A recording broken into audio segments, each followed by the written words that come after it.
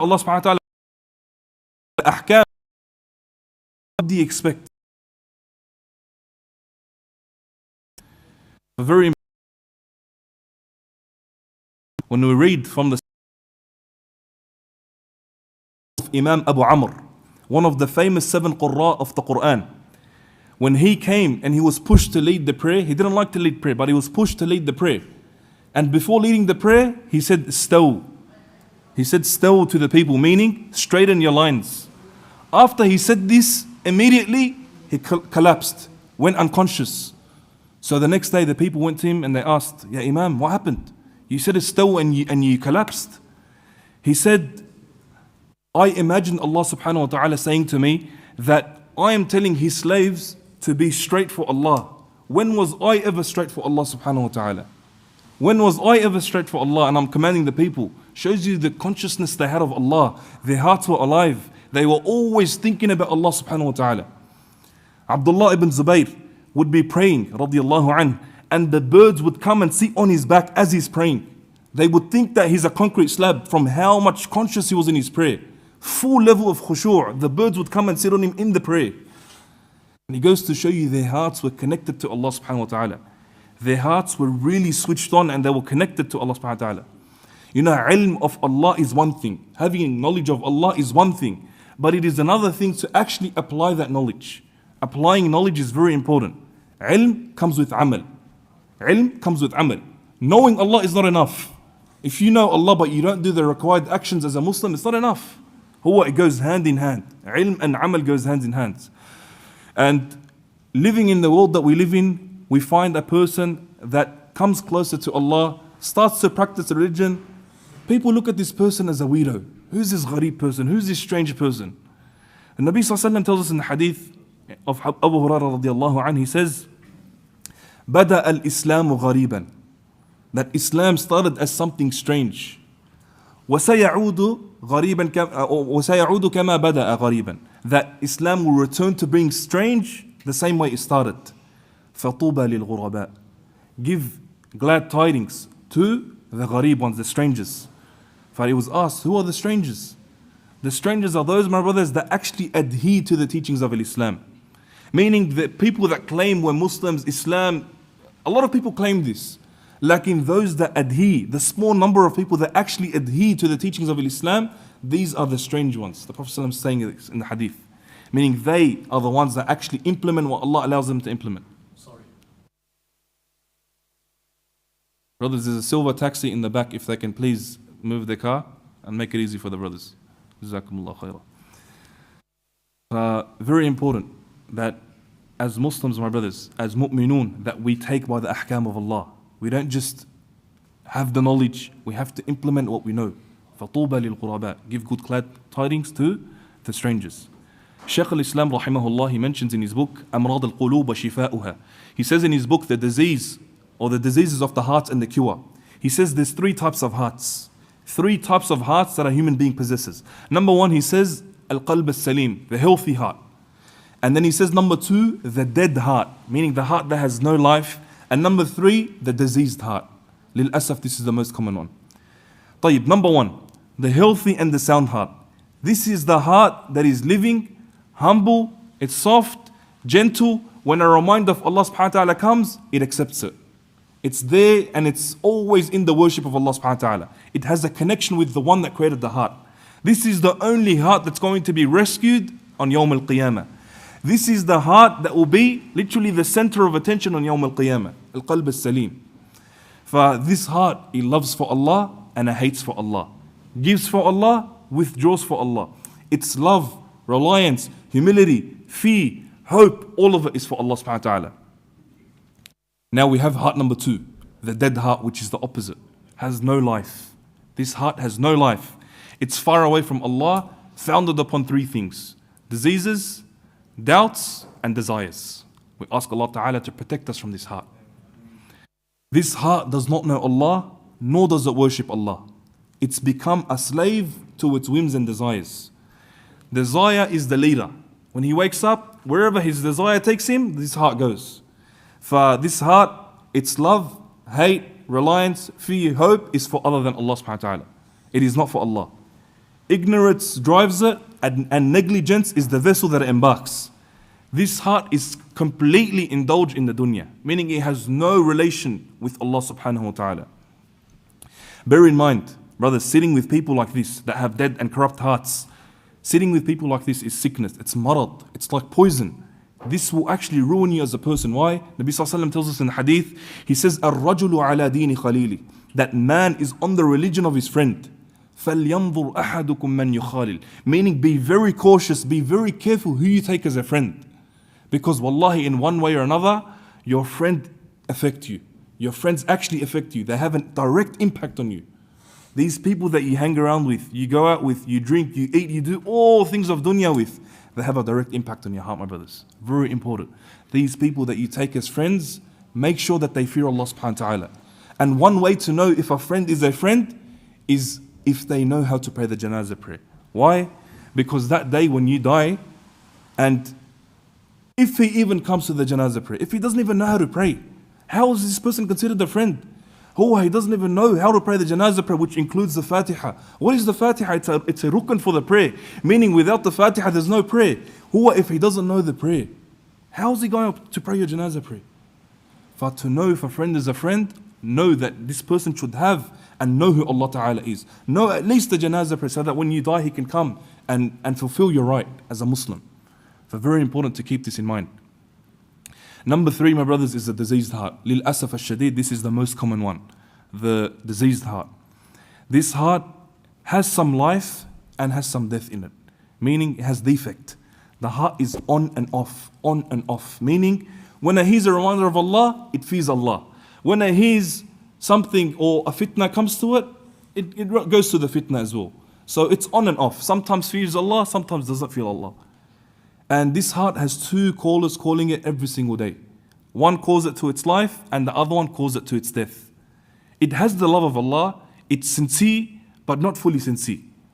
It also has the love of desires in it, the love for sins.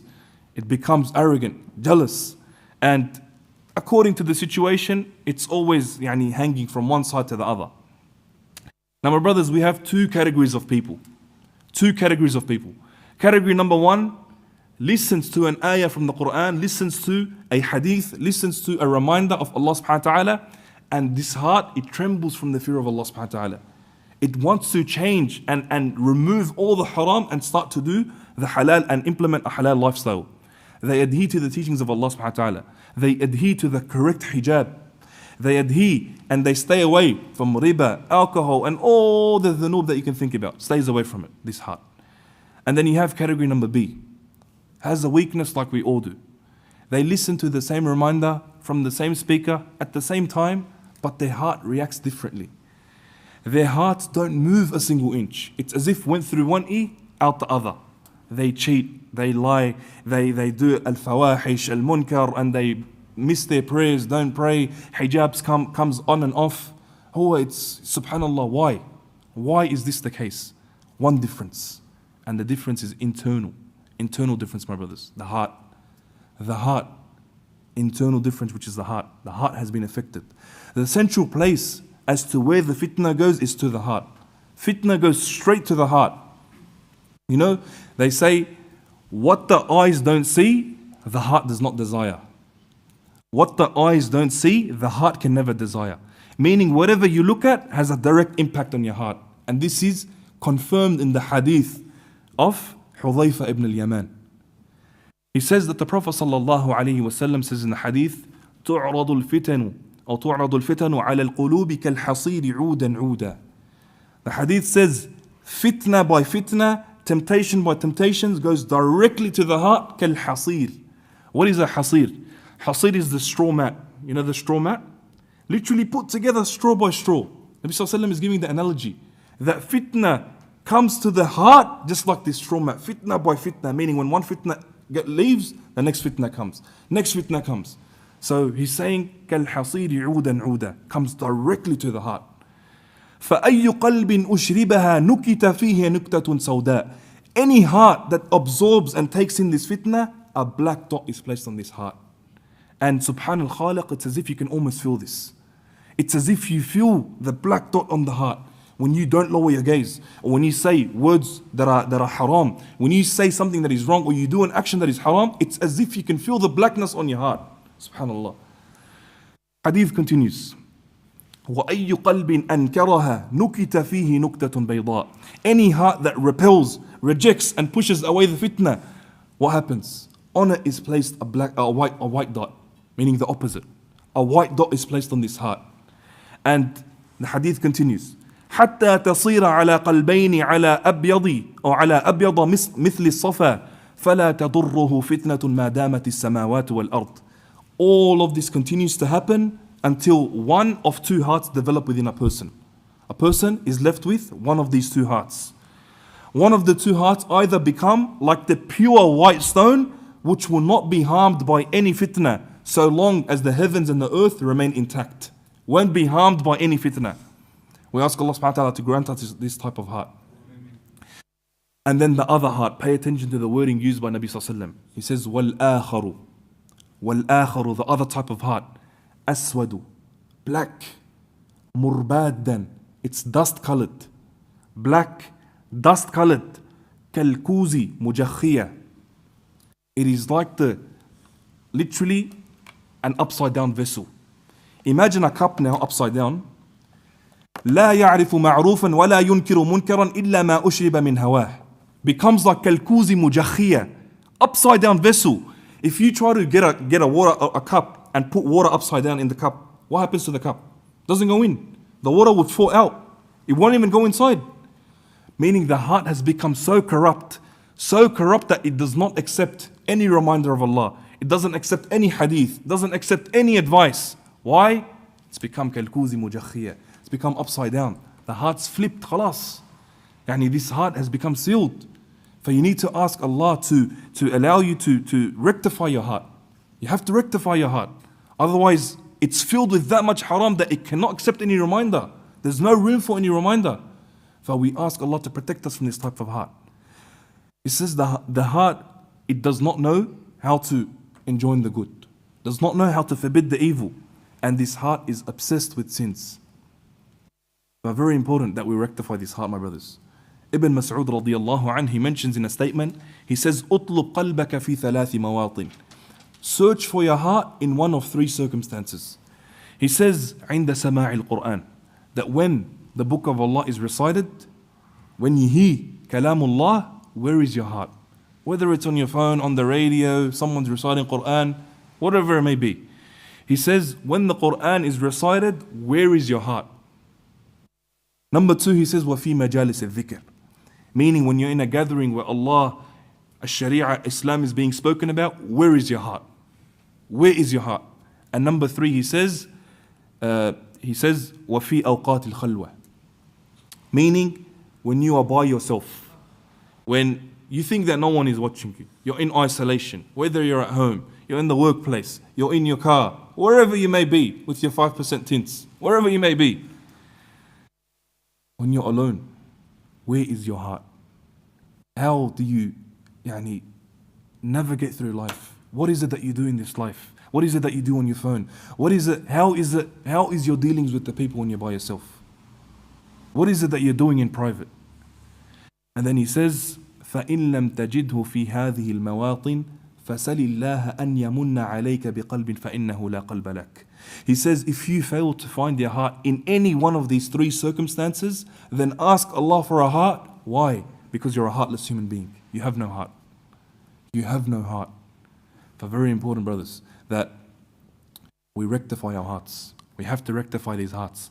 And from the main reasons a person's heart becomes black, number one is turning away from the remembrance of Allah. Turning away from the remembrance of Allah, meaning leaving off prayers, being negligent, leaving off the book of Allah subhanahu wa ta'ala, giving more priority to your work, your family, your mates, your wealth, your cars, and everything not got to do with the religion of Allah.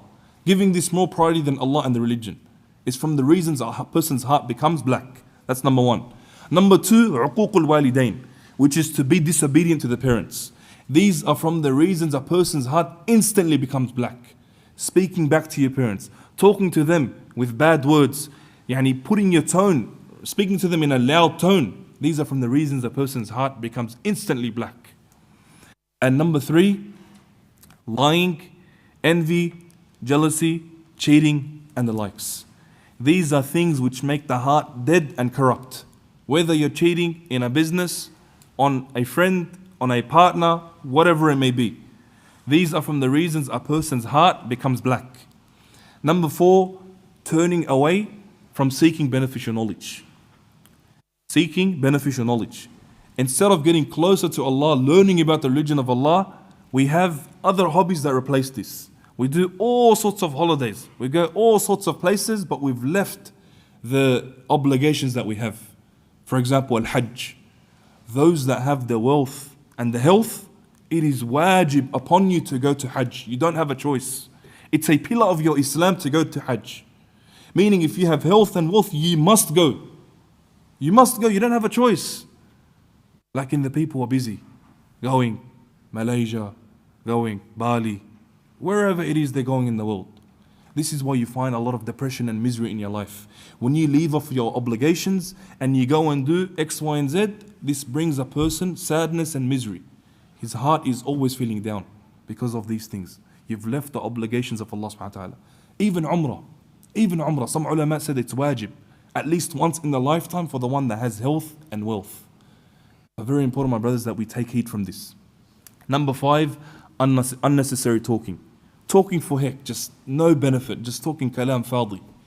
This is from the reasons a person's heart becomes black. The Prophet ﷺ says in the hadith, "Man kana yu'minu billahi wal yawmil akhir," that whoever believes in Allah and the last day, فَلْيَقُلْ خَيْرًا أَوْ لِيَصْمُتْ, say that which is good or remain silent. Meaning, don't, unnecessary talking, don't let this be a proof against you. Don't let your own words from your own tongue be a proof against you. That's number 5. Number 6, unrestrained glances, meaning looking around at every single thing that is happening. And this goes to both the males and the females. Allah Ta'ala tells us in the Quran, وَقُلْ لِلْمُؤْمِنِينَ يَغُضُّوا مِنْ أَبْصَارِهِمْ وَيَحْفَظُوا فُرُوجَهُم, that tell the believing men to what? To guard their eyesight, to lower their gaze, not just from the opposite gender, but from everything. Allah didn't say from Nisa in the ayah. It was left open. You have to lower your gaze from everything that doesn't concern you. Business that doesn't concern you. Someone's going through something that if it doesn't concern you, if they're not asking you for your advice, stay away. You don't have to put your nose into everyone's business. But very important that protect your heart and rectify your heart, my brothers. And the same goes for the sisters. قُلْ لِلْمُؤْمِنَاتِ يَغْضُضْنَ مِنْ أَبْصَارِهِنَّ وَيَحْفَظْنَ فُرُوجَهُنَّ until the end of the ayah. Now my brothers, I just want to mention a few points on how one can find out whether his heart is hard or not. If you want to know your heart, if it's hard or not, then follow these steps. Number 1, ask yourself, when was the last time you shed a tear for the sake of Allah subhanahu wa ta'ala? When was the last time you actually sat down sincerely talking to Allah and you actually shed a tear for the sake of Allah? Ask yourself this question. Number 2, when someone gives you sincere advice, how do you react? Someone tells you to fear Allah. Someone tells you to rectify your ways. Someone tells you to, for example, fix your haircut or put your shorts below your knees. How do you react? Same with the sisters. When someone tells you to fix your hijab or not to go out with makeup and the likes, how do you react? Well, very important. How you react to this goes to show you whether your heart is hard or not. Sahaba radiallahu anhum ajma'een, when they were told, ittaqillah, fear Allah, their eyes would fear, they would literally start crying. Their hearts would start to shake. When someone told them, fear Allah. Today someone tells you, fear Allah, you look at the guy, you fear Allah. What do you mean, I fear Allah? You get angry. He's giving you advice and you're getting angry at him. It goes to show you the status and the condition of your heart, my brothers. Number 3, how does your heart react to when it hears about death? When death is mentioned, how does your heart react? Brothers and sisters, during the funeral, on the way to the funeral, on the way back, they're talking about what they're going to eat. They're going to the funeral. They're going to go bury someone right now. They're talking about what they're going to go eat. Wallahi, I've witnessed with my own eyes here in Rookwood. After burying the person that was deceased, smoking inside the graveyard. Smoking inside the graveyard. Come on. Where's the etiquette? Wallahi, it goes to show you that the hearts have become like rocks. They've become like rocks. Oh, it's a moment of death. Someone's passed away. It's a moment to reflect. You're smoking inside the graveyard. Wallahi, no etiquette at all. This all happens when the heart becomes black and hard. Very important, my brothers, that you rectify this heart. And from time to time, it's recommended to go to the cemetery to remind yourself the destroyer of pleasures, death. To remind yourself that this is your house, this is where you're going to be longer than you spent time on this earth. Very important, my brothers. But one may ask, what is the solution? What is the solution? In Islam, we have something known as at-tazkiyah. At-tazkiyah, which is to purify and cleanse oneself. And it comes from the same word as zakat, which means to basically cleanse yourself, to grow yourself, pure. This is what it is, purity. Allah Azza wa Jal says in Surah Al-Layl, الَّذِي يُؤْتِي مَالَهُ يَتَزَكَّى, the one that spends his wealth to purify himself. And this is referring to a companion. Anyone know which companion? Abu Bakr as-Siddiq radiallahu anhu. Very good. This ayah is referring to as-Siddiq, Abu Bakr as-Siddiq, meaning the greatest man that walked the earth after the prophets and messengers. What did he do? يُؤْتِي مَالَهُ يَتَزَكَّى. He would give his wealth. Why? So he can clean his inside. He can cleanse himself. He can cleanse himself. Meaning us, when we go through a calamity, a problem, an affliction, how do we handle it? We go off and we start complaining and life and this and that. Or he would give sadaqah. He would pay and he would help the Muslimin. Why? So that he can cleanse his inside. He wanted to cleanse his inside. So my brothers, this is very important. Number one, which is to have tazkiyah by doing tawbah to Allah subhanahu wa ta'ala. Return back to Allah. No matter what sins you've done in your life, no matter what has happened in the past, don't grieve over the past. It's already happened. Start a new page with Allah subhanahu wa ta'ala. Start a new page. Have a new introduction with Allah subhanahu wa ta'ala. And make this your number one thing. Where you turn back to Allah after any sin. After any sin you do, turn back to Allah subhanahu wa ta'ala. Number one. Number two is to protect yourself from doubts and desires. And the only way, or from the ways that this can be done, is to have for yourself a trustworthy shaykh, a trustworthy teacher, a trustworthy mentor, someone that is above you in the religion so that they can help you. They can help you in the path of Allah subhanahu wa ta'ala. Because the deen of Allah subhanahu wa ta'ala is not a joke.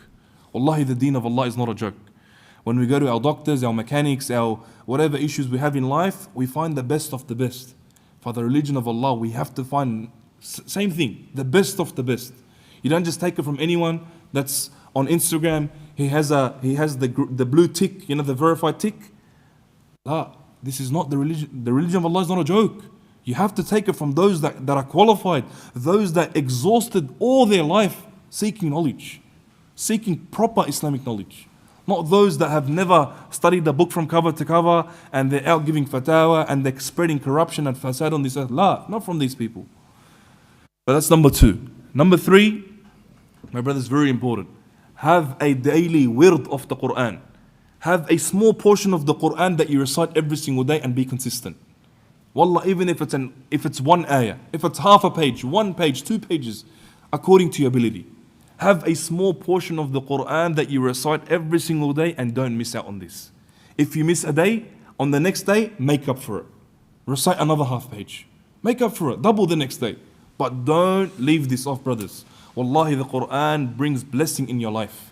The Quran protects you from so many things that you're not aware of. هذا Quran kalamullah. It's heavy, this is big. It rectifies your heart. But don't leave the book of Allah. Don't desert the book of Allah subhanahu wa ta'ala. Number 4, don't forget your morning and evening adhkar. Adhkar al-sabah wal-masa. Don't forget this. Meaning, when you wake up in the morning, read the prescribed adhkar. Before you go to sleep, read the adhkar. And then you have the adhkar al-sabah, which you recite after the fajr prayer. And you've got adhkar al-masa, which you recite before the maghrib prayer. And some said even after. But don't forget these adhkar, because this is what shields a person. Literally shields a person in this life. So keep that in mind. Number 5, my brothers, have good secret deeds. Have good secret deeds that you do that the people don't know about. Whether it's fasting, Mondays and Thursdays, giving sadaqah weekly, having something in your life which you're doing sincerely for Allah that no one knows about. It's just between you and Allah subhanahu wa ta'ala. whether it's praying the night, can be anything. Have good secret deeds between you and Allah only, and these are from the means that rectifies a person's heart. And we'll finish off with the hadith of the Prophet sallallahu alaihi wasallam. He says sallallahu alaihi wasallam, "Al-mu'min al-qawi khayrun wa ahabbu ila Allah min al-mu'min al-da'if." That the strong and the healthy believer is more dearer to Allah subhanahu wa ta'ala, is more beloved to Allah subhanahu wa ta'ala than the weak believer. But there is still goodness in both of them. Meaning, now you can have a person, might be old in age, might be young. But if you look at him, he's a weak person, but this person wakes up for Fajr on time every single day, wakes up for Tahajjud, reads his Quran every single day, even though he's a weak little person, or he might be old in age. And then on the opposite side, you have a big boy, tabarakallah, trains every day, goes for runs, goes activities and BJJ, Brazilian Jiu-Jitsu and everything. Comes the time of Fajr, his eyes are shut, blanket, khalas, he can't even move the blanket. Spiritual iman is very weak. The hadith goes in many different interpretations. It's not just referring to one thing. Strength can be in the heart, strength can be physical, strength can be mental. Strength has many meanings. But the strong one is the one that keeps his iman strong, keeps his physical state strong, keeps his all his states, he keeps them strong. Iman, my brother, is very important. To keep iman in his heart, to be firm on the religion of Allah, comes with a price. You have to invest, you have to spend time, you have to actually put yourself and work in the deen of Allah subhanahu wa ta'ala. When you jump on a plane, what happens? They make you go through economy, through first class, business class, then you go to the back. To show you, had you worked a bit harder, you could have had this. You could have had this. So the same way the deen of Allah is not cheap. Wallahi, it's not cheap. Allah's religion is not cheap. What you invest, what you put in is what you're going to get. So the more you do, the more good you do, the more you can expect. Like in the less you do, don't expect to ask for Firdaus al-A'la, and you're not even contributing a cent or anything into the deen of Allah subhanahu wa ta'ala. So bear in mind, brothers, we need to rectify this heart. Wallahi, we need to rectify this heart. We ask Allah subhanahu wa ta'ala to forgive us all for our shortcomings. We ask Allah Azza wa Jal to help us in our religion, to make us victorious in our battles with the shayateen and the oppressors. We ask Allah subhanahu wa ta'ala to break the backs of every single individual that intends harm to the Muslims. We ask Allah subhanahu wa ta'ala to give all the enemies what they deserve. We ask Allah Azza wa Jal to soften our hearts and to protect us from sealed and black hearts. سبحانك اللهم وبحمدك أشهد أن لا إله إلا أنت أستغفرك وأتوب إليك. Anything that I said was incorrect, was from shaitan and I, Allah and His Messenger sallallahu alayhi wa sallam are free from it. جزاكم الله خيرا, brothers.